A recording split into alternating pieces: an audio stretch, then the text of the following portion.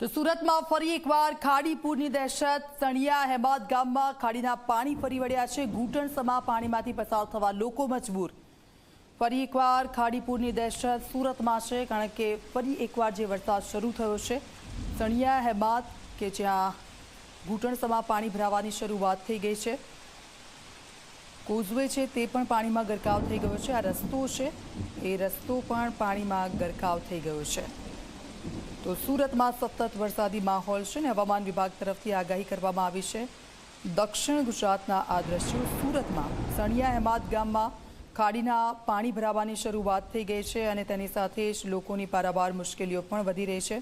ઘૂંટણસમા પાણી ભરાતા લોકોના ઘરોમાં પણ પાણી ભરાવાની શરૂઆત થઈ છે।